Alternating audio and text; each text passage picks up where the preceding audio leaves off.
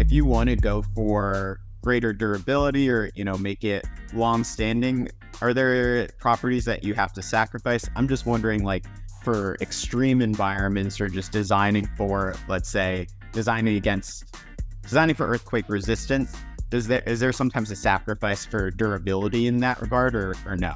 Not necessarily. Like, if you were to look at them in two buckets in terms of, say, durability and the resistance to natural hazards, you're not necessarily making trade-offs there.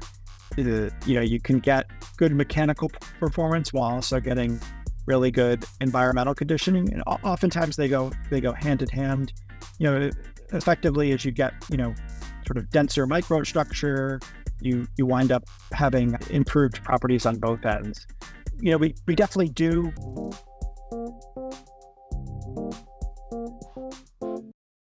Hello, everyone. Welcome to the It's a Material World podcast. I'm Puneet, and joining me today is David. David, you want to talk about what we were just looking at? Yeah. Shout out to Georgia Tech first year MSE class. Yep. Puneet and I were reminiscing on self-cleaning and self-healing concrete. And we just found out that Puneet lives close to one of the only, that at least I could find, self-cleaning bridges. So it was pretty cool. What did they use? Did you say titanium dioxide to clean it? Titanium dioxide. And as it's in the sun, creates an electric charge to repel dirt and other pollutants. And then when the next rain comes, the dirt is loosely adhered, so it'll just be able to sweep right off with the rain.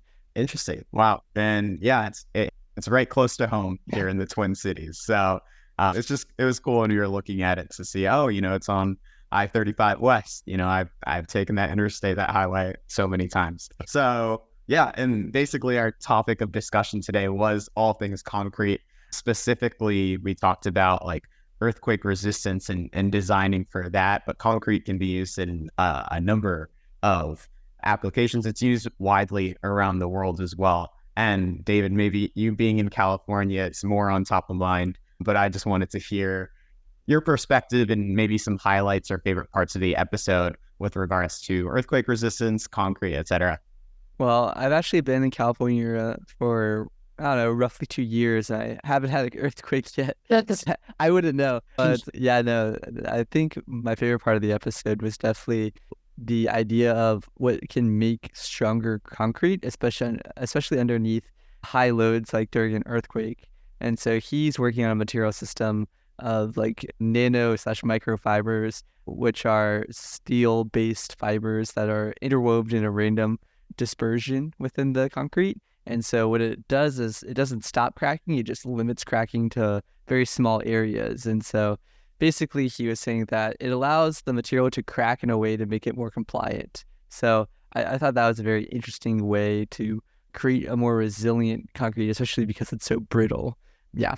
What about you? For sure. I thought it was cool how he discussed kind of from the structural engineering perspective, how they do some of that modeling, like that computational modeling to identify or calculate the probability that a building collapses during an earthquake, and how they incorporate randomness or uncontrolled factors, how that can be accounted for in the design of the building, whether that's weather or the weight, occupancy, etc. So that was a very interesting discussion. And then also towards the end of the episode, he also gets into what material scientists and engineers can do to make an impact in this space. It's a long-standing industry, the development time. They've had plenty of time to kind of get things right, but whether it's the standpoint of carbon emissions or just the desire for elongating the durability of concrete, I think there's a lot that MSEs can make an impact in. So I just thought it was a really interesting discussion, and he shared a lot of really cool insights. So without further ado, let's get into the episode. Hey everyone, I'm so excited to welcome our guest this week, Dr. Matthew Bandelt, current Associate Professor and Associate Dean of Research and Graduate Studies at the New Jersey Institute of Technology. Dr. Bandelt earned his bachelor's and master's in civil engineering from Villanova University, then his PhD from Stanford in 2015. He is a specialist in structural engineering with a focus on advanced infrastructure materials and buildings that withstand harsh environments or mechanical conditions. He's also the recipient of the NSF Early Career Development Award and received the prestigious NSF Graduate Research Fellowship Award during his PhD, and he holds a professional engineer license. Matt, thanks so much for coming on the show. We're super excited to chat with you today. Thanks for having me and looking forward to talking with you. Awesome. So yeah, let's start off by discussing your inspiration for going into civil engineering. Are there any particular stories or pieces of inspiration that really sold you on this path? Sure. So I think like any sort of child that gets interested in engineering, I started out playing a lot with Legos, Connects, and those sorts of things. And, I think the field of civil engineering, was particularly interesting to me because civil engineers deal with kind of everything that we use on a very basic level. The roads that we drive on, the buildings that we live and work in, when you wake up and brush your teeth, you're relying on clean water. And so I think civil engineering was just sort of the right fit for me as I was trying to figure out what field of engineering. As I kind of continued on, one of the things that I realized that I really liked about civil was that it combined a lot of different areas that I was really interested in. So my work now is largely kind of spans between what I would call engineering mechanics on the structural engineering side, and then materials as well. So I'm really interested in how we can use new materials that are being developed for civil infrastructure and applying those in sort of real world settings to improve our infrastructure. So I'm just curious then, when you're kind of deciding on your major or even, advanced studies to pursue, did materials engineering ever potentially come up as like something to focus on, or how did you kind of arrive at those decisions at each point in time? Yeah, I don't know if there was a particular event that sort of sold me on it. When I was looking at different graduate schools and I decided to get my PhD at Stanford, I worked with a faculty member there named Sarah Billington, and she sort of spanned in between a few different areas and was doing some really interesting work that crossed into materials engineering, structural engineering. There were some students that had backgrounds in chemical engineering. So I really liked that sort of interdisciplinary area where I could be exposed to a few different sort of backgrounds and really harness everything together to sort of explore my engineering interests. So regarding your work then, we've seen some devastating earthquakes such as the recent one in Turkey where your work in particular could have made an impact. So you were looking into earthquake resistance, new formulations of concrete. Can you just describe the differences of this material you're working with versus the traditionally used concrete? Sure. So concrete is a brittle material. It's very much like chalk. It's made up of a few different constituents, primarily cement and water, which forms when you mix those two materials together, you get a glue-like system. And then we use varying levels of aggregates from sort of large crushed stone down to smaller sand particles. And there's different additives that can be added as well to sort of change its formulation in a fresh state, and then some of its hardened properties as well. But, largely speaking, advances that have been made in concrete materials has largely been to do one of two things. One is to increase the durability. So from environmental conditioning, try to limit the amount of damage that we see during like freezing and thawing cycles or due to the ingress of chlorides, these sorts of things. And the other sort of large area of advancement has been in improving its compressive strength. So generally speaking, when we use concrete, it's reinforced with steel. And so we rely on the concrete for its compressive properties and the steel for its tensile properties. But the materials that I study have been around for quite a while, but they've sort of taken off over the last 10 to 15 years. And, broadly speaking, they're known as ductile concretes or fiber reinforced concrete. And basically what we do is we take fibers that might be made out of steel or some sort of polymer material.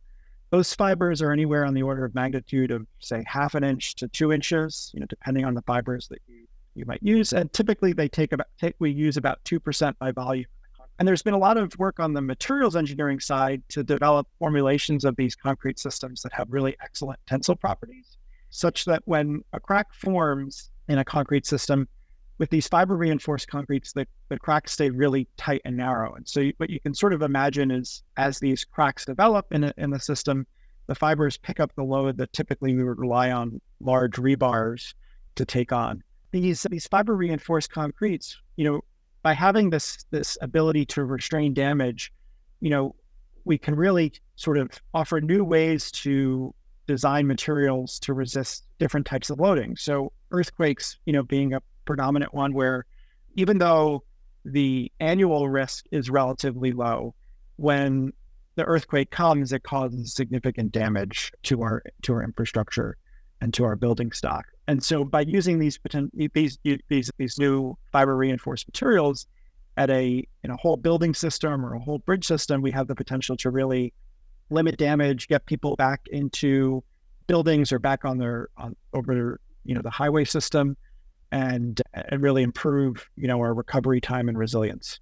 So for this technology, could you maybe dive deeper into whether the benefit is that it's more resistant to crack in general, or that by creating these micro fractures that are then restrained by the fibers, the concrete may be able to crack more, but the cracks are so small that it is more resilient overall? What is the overall benefit of the way that this technology works for earthquake resistance or higher stress incidents? Sure. So it depends on sort of the level of loading. So under what I would call normal operating conditions, or even small to moderate levels of intensity of damage, when those, inevitably we get cracking in concrete, that can be caused by a number of things. But if we're particularly talking about mechanical loading or some sort of physical load that's being applied to it, what those cracks do is what those fibers do rather, is they limit the width of those cracks, which, before we get sort of crack localization is the phrase that we use.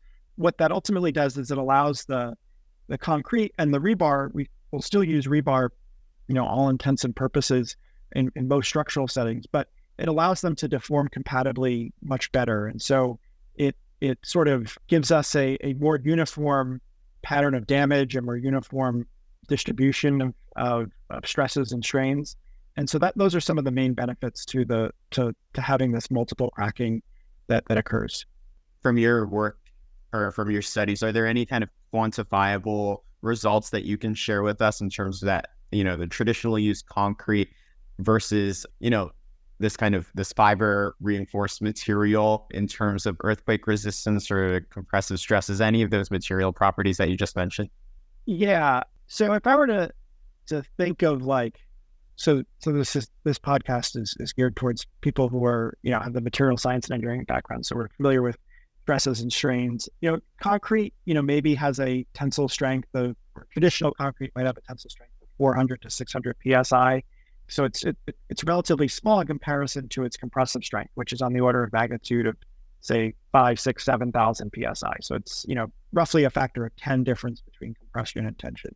With these fiber reinforced materials, it's not so much that you get higher strengths, which you can formulate them to have that sort of property, but really the benefit is that it strains a lot more. And so it has almost like a plastic behavior. So if you look at a traditional concrete material in direct tension, it looks exactly, just a totally brittle material. You reach the cracking strength and then it just drops off right after that point.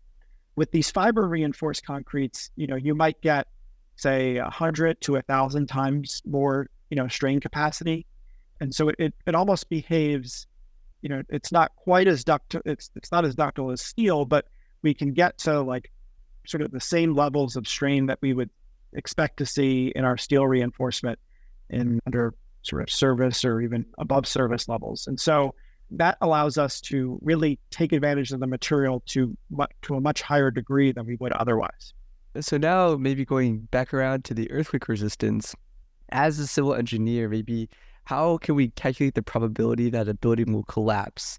And especially with two types of randomness. First is the randomness of the position of the building, the weather, etc., number of people it holds, but then also the randomness of your structure that you've said. So now that these fibers are now maybe more randomly oriented, how can we as materials engineers or engineers in general account for some of these randomness to give a probability and kind of indicate the benefits of this new type of material system?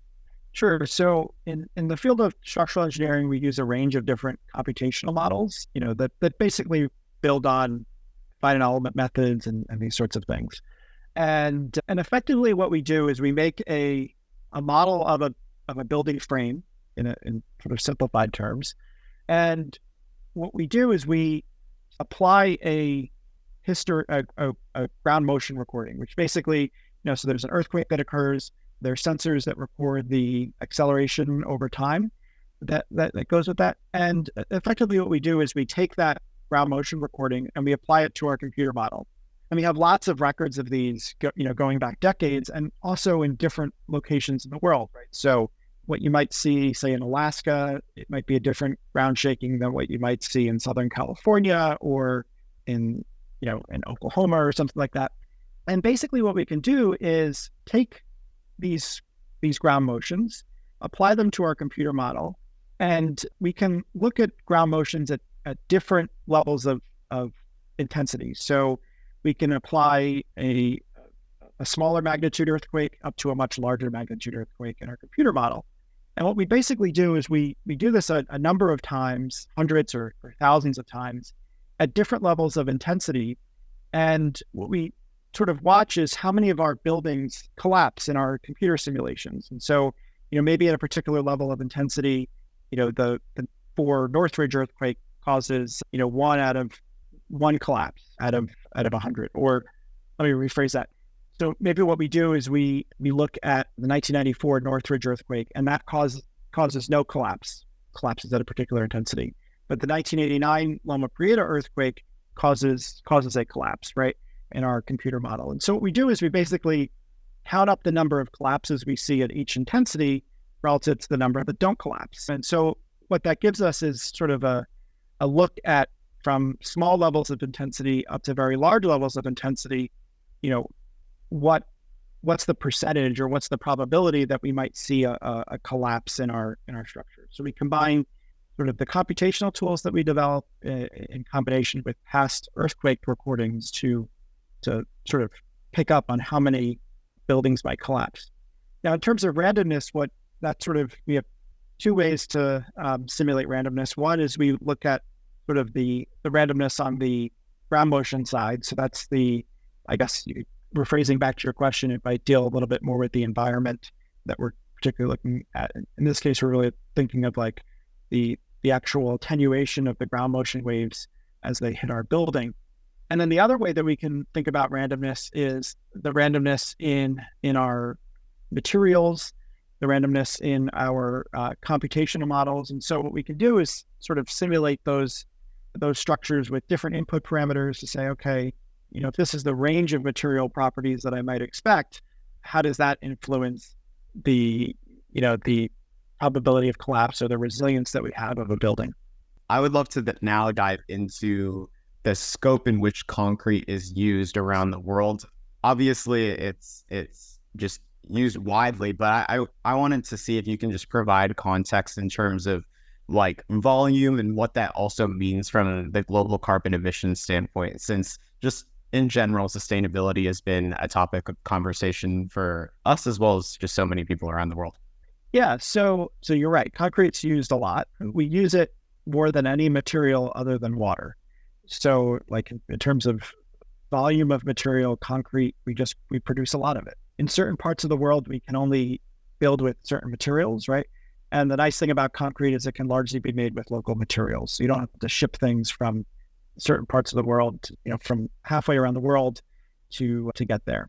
And so because we use a lot of it, it is associated with quite a bit of carbon emissions. So, it's roughly 7 to 8%. The number sort of varies a little bit, but it's high up there on the list. The production of cement and concrete is associated with about that percentage. And so what that means from like the standpoint of research that I'm interested in is, or some of the questions that I think about are, if we're currently designing buildings to last, say, 50 years, if we can double or triple that lifespan, that does a lot for sort of the impact that we have. And so even though we might, maybe we use a little bit more of a material up front or something that's a little bit more carbon intensive, if over the lifespan, you double, triple, quadruple the service life of something, and we don't have to repair it, or we don't have to, fix it when it gets damaged from a natural hazard, that mitigates the life cycle impact that we have from our construction. I'm also involved in a few other projects, largely in a sort of secondary role, but in looking at different low carbon concrete materials. I work with some experts in that area as well. Basically, trying to look at ways that we can use alternative binders to mitigate the initial impacts that we have and try to bring down those carbon emissions from at the start of construction. So if, like you said, a building only lasts 50 years, what can we do from like a material science point of view, or maybe even a design point of view, to extend that lifetime to like 150 years? Yeah, so there's a few things. So one is, just generally speaking, good construction practices. So a lot of times, there's a push to make things get constructed in a much faster way, right? Somebody's paying money to have something built. They want it as soon as possible. But sometimes there's really simple things that we can do in the construction end to properly cure our concrete, and so that it will last longer, right? Everybody talks about like some of the concrete that Romans used and whatnot, and it's not that they necessarily had some particular secret that we don't have. We use a lot of the same technologies today, but the reason why there's a range of reasons why it lasted, and we can make our concrete quite a bit longer. And there's constantly advances in trying to look at alternative materials to either supplement our cement or totally replace it. And some of these systems have a lot of real promise in sort of improving the durability and reducing the initial carbon impacts of our concrete materials. So for concrete, is the primary like carbon expense in the cement, not the aggregate? And are all the focus on how to source new, more sustainable cement?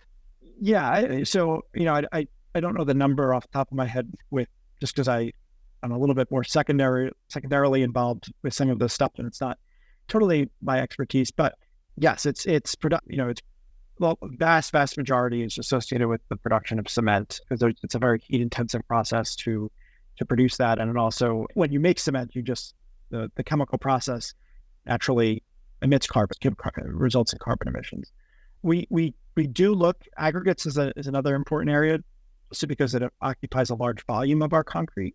And so there's considerations for, there's a limited stockpile of good quality aggregates that we can use for our concrete. And so it's an important area of research just from that. So that I've done some work with what's called recycled aggregate, which involves taking buildings, you demolish it, you break up the concrete, and you use that old concrete as aggregate for the new concrete.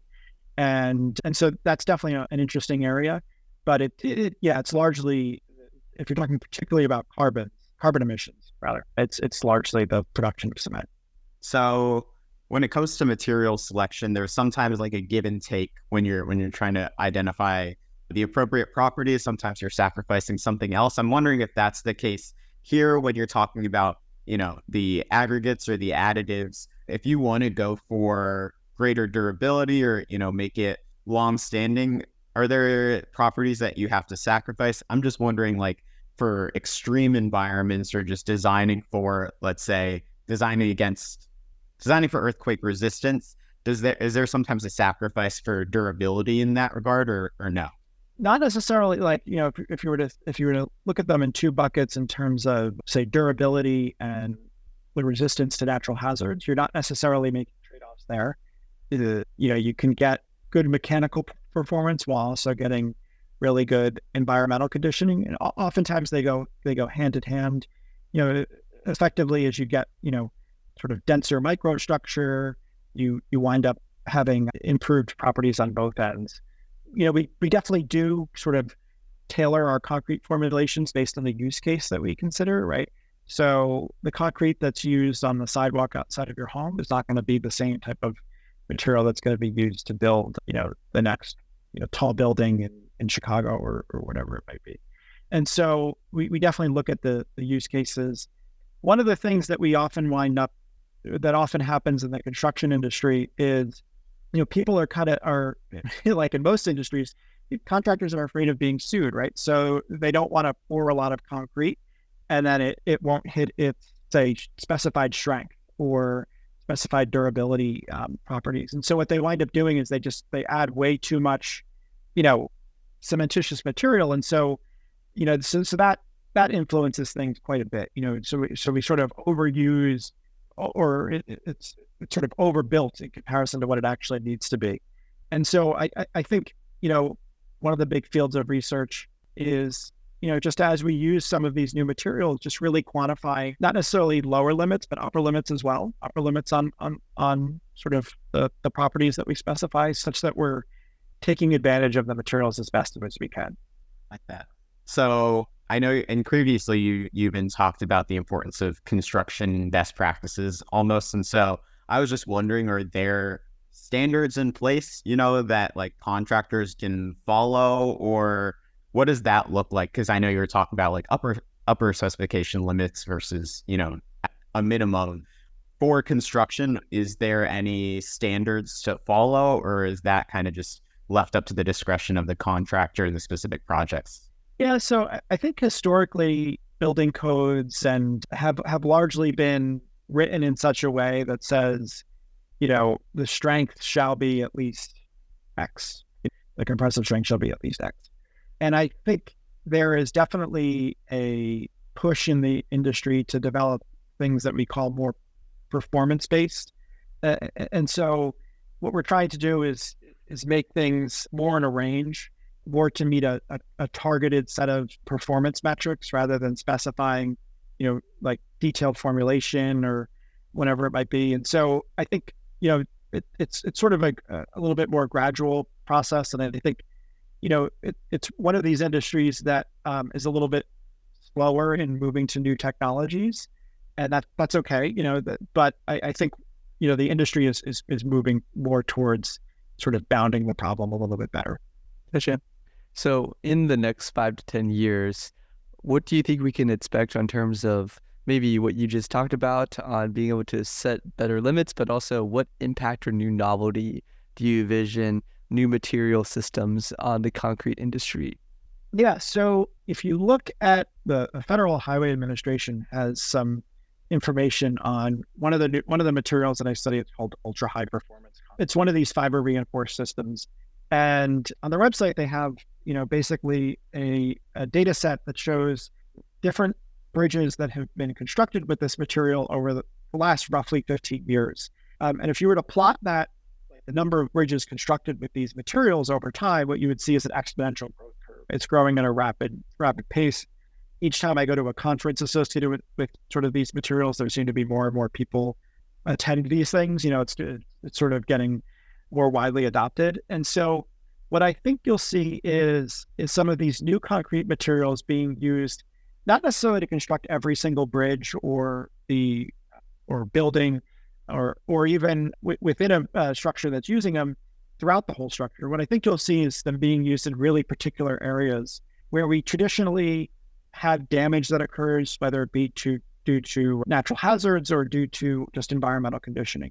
Generally speaking, we know sort of where the weak points are in our infrastructure. It's largely just based on where does water go, where is the load getting passed through, and we can figure those things out. And so if we use these systems in really targeted areas to improve performance, I think what you'll see is that exponential growth curve just sort of continuing to go off in the future.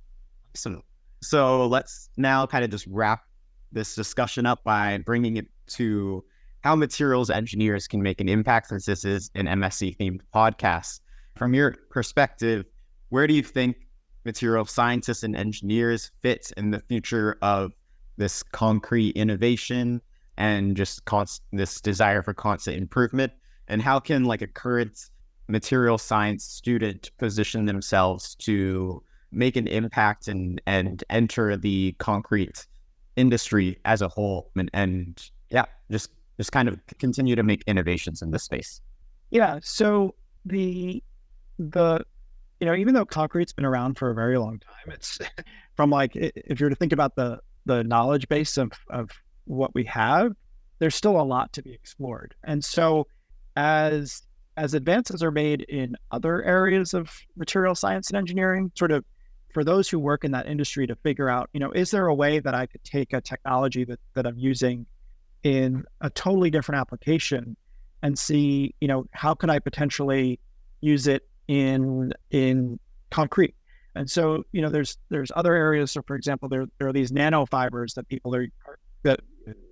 people are putting into concrete, and it improves a range of different mechanical and durability properties. And so sort of, I guess the willingness of material science and engineers to go and look at a material that maybe isn't that might not be quite as attractive because they don't think, concrete isn't really thought of as this really neat and cool material, but we use a lot of it. And so if you can think broadly about the ways that other technologies could be applied in these systems and these materials, I think could really have an impact.